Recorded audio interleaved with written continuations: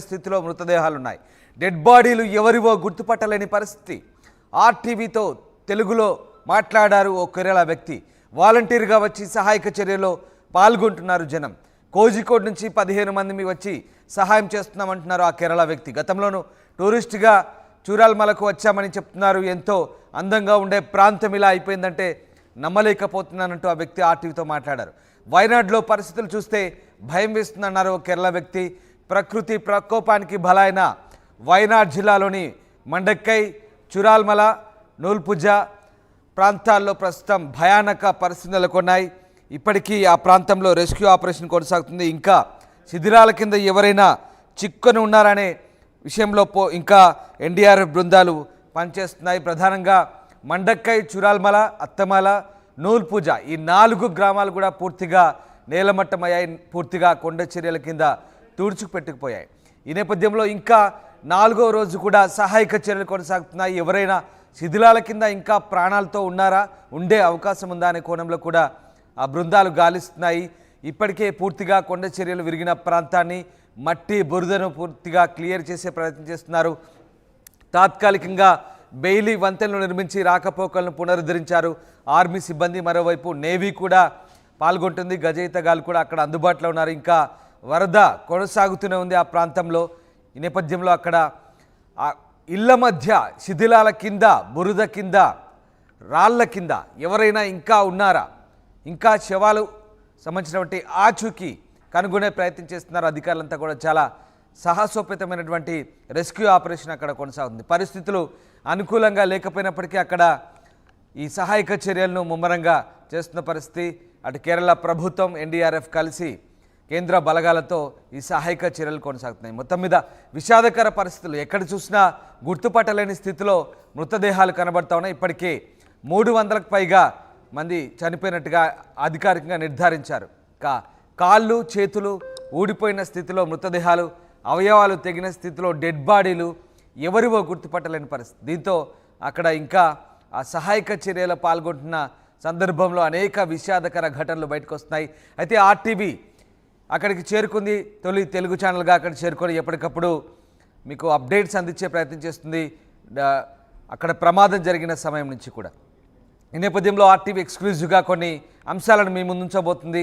సహాయక చర్యలు ఎలా కొనసాగుతున్నాయి, ఎలాంటి విపత్కర పరిస్థితులు అక్కడ ఉన్నాయి, ఎట్లాంటి సిచ్యువేషన్ ప్రస్తుతం అక్కడ ఉందనే అంశానికి సంబంధించి మా ప్రతినిధి రోహిత్, వీడియో జర్నలిస్ట్ రాజశేఖర్తో కలిసి మరింత సమాచారం అందిస్తారు.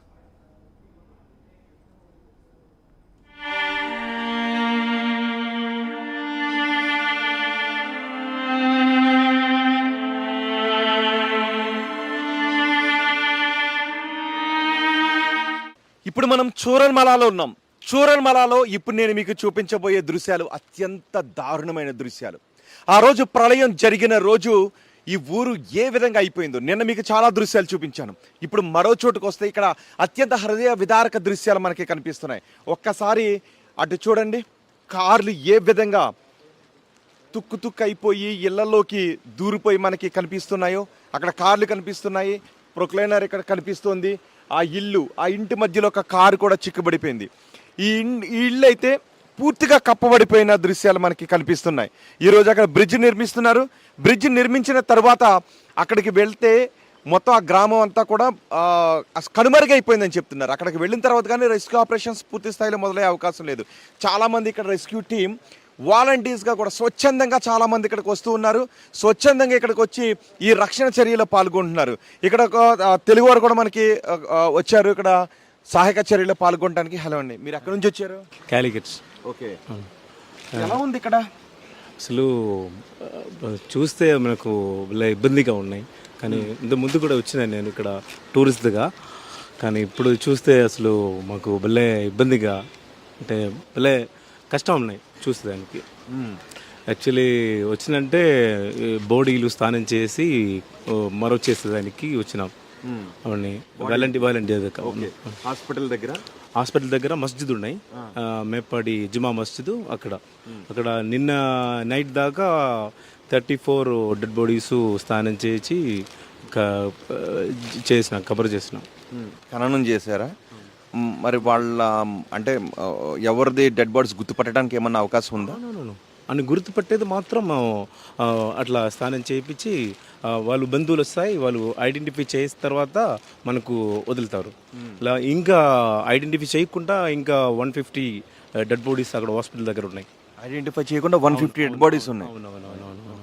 మొత్తం ఎన్ని డెడ్ బాడీస్ ఉన్నాయి హాస్పిటల్ దగ్గర? హాస్పిటల్ టోటల్ వచ్చి 180 నిన్న సాయంత్రం దాకా. ఇంకా బాడీస్ ఉన్నాయి, తల్లకుండా బాడీ ఒట్టి చేయిలు అట్లా వాళ్ళే కష్టంగా చూసేదానికి అలా మనకు ఇబ్బంది పడుతుంది. సో మీరు స్వచ్ఛందంగానే ఇక్కడికి వచ్చారు. ఎంతమంది వచ్చారు మీరు? మేము మా ఊర్లో నుంచి ఒక 10-15 మంత్ వచ్చినాను. ఎప్పుడు వచ్చారు? నిన్న తెల్లారు వచ్చినాను. ఓకే. ఇప్పుడు ఇవి చూస్తుంటే మీకు ఎలా, ఇంతకుముందు టూరిస్ట్కి ఇక్కడికి వచ్చారు అంటున్నారు కదా, అప్పుడు ఎలా ఉంది, ఇప్పుడు ఎలా ఉంది? చిన్న టౌన్గా ఉండేది కానీ క్యూట్, అంటే హోమ్ స్టే కానీ అన్నీ ఉన్నాయి ఇక్కడ. టూరిస్ట్ ప్లేస్ మంచి ప్లేస్ యాక్చువల్లీ. ఇప్పుడు చూస్తే వెళ్ళే కష్టంగా ఉన్నాయి, అంటే భలే మారిపోయింది కదా మొత్తం. ఏం చూస్తే మీరు చూడండి, అసలు మీరు యూట్యూబ్లో చూడొచ్చు చూరల్మల అంటే టూరిస్ట్ ప్లేస్ ఎట్లా అనేసి. ఇప్పుడు చూడండి మీరే డైరెక్ట్గా చూడండి, ఇప్పుడు భలే ఇబ్బందిగా ఉన్నాయి. చూడు ఎన్ని మందులు, చిన్న చిన్న పిల్లకాయలు. మా అక్కడ చూసిన మసీదు కాడ చూసి నిన్న వచ్చి 9 పీపుల్స్ ఒక ఇంట్లో, దానిలో వచ్చి చిన్న బాబు ఒకటి మిగిలిన అందరూ అసలు చిన్న బాబు 9 ఇయర్స్ బాబు, మిగతా అందరూ వెళ్ళిపోయినా. కానీ ఇంకా కూడా డెడ్ బాడీస్ దొరకాలి దానిలో. 3 డెడ్ బాడీలు మొత్తం దొరికింది. అవునవును, వాళ్ళ ఫ్యామిలీలో భలే కష్టంగా ఉన్నాయి అక్కడ కూడా. కానీ హాస్పిటల్ దగ్గర మసీద్ దగ్గర. అవును. గాయపడ్డ వాళ్ళు హాస్పిటల్లో ట్రీట్మెంట్లో వచ్చి 80 పీపుల్స్ అట్లా ఉన్నాయి. ఇంజరీ భలే ఇంజరీ లేదు, అంటే మీడియం. ఓకే. ఇప్పుడు ఈ హౌస్ ఉంది కదా, ఇలాంటి హౌజుల్లో బురదలో కూరుకుపోయి చాలా మంది ఉన్నారు. ఇంకా అక్కడ అంటే ముండకాయం అనేసి పైన ఉన్నాయి ఇంకా జాగా. అసలు బ్రిడ్జ్ అక్కడ చూస్తారా మీరు, ముందు బ్రిడ్జ్ ఉండింది, ఇప్పుడు బ్రిడ్జ్ లేవు. ఆ పైకి ఎక్కేదానికి ఎవరు కష్టంగా ఉన్నాయి. ఇంకా దానిపైన ఉంటాయి డెడ్ బాడీస్ ఎవరు తెలియదు. అసలు ఇప్పుడు ఎలా ఉందో తెలియదు, ఏమో తెలియదు. వెళ్ళారా మీరు అక్కడికి? వెళ్ళేదానికి వాళ్ళు వదలరు. బ్రిడ్జ్ కడుతున్నారు.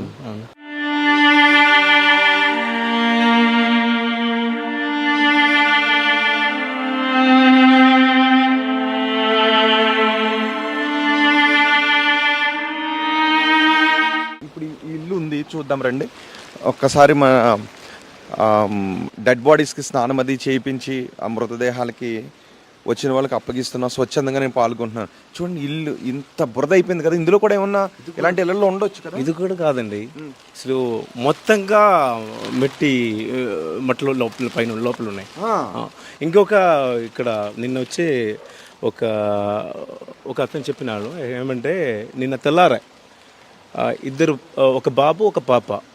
బాబు వచ్చి 2.5 years, పాప వచ్చి 4 years. వాళ్ళిద్దరు అమ్మ ఏం చేసినా అంటే, ప్రళయం వస్తుంది చూసా కదా, ఈ ఇద్దరు పిల్లకాయలనే బర్త్ పైన పెట్టేసింది. బర్త్ పైన పెట్టేసి అమ్మ వెళ్ళిపోయినాడు. వాళ్ళు ఇద్దరు పిల్లకాయలు ఏమంటే మొన్న నైట్ జరిగినాయి కదా, నిన్న తెల్లారా దొరికింది వాళ్ళిద్దరు. అంటే బతిక ఉన్నారు. పేరెంట్స్ అంతే చనిపోయినారు. భలే కష్టం అసలు. ఒక్కొక్క న్యూస్ చూస్తే భలే కష్టంగా ఉంటాయి. అసలు మీకు ఏమనిపిస్తుంది, ఇదంతా కంప్లీట్ అవడానికి ఎంత టైం పడుతుంది అనిపిస్తుంది? ఇంకా డెవలప్ చేసానికి అయితే ఎవరు లేదండి ఇక్కడ. యాక్చువల్లీ ఏమంటే ముండకాయం వేసి పైన వచ్చి 85% వెళ్ళిపోయింది. అవునవును.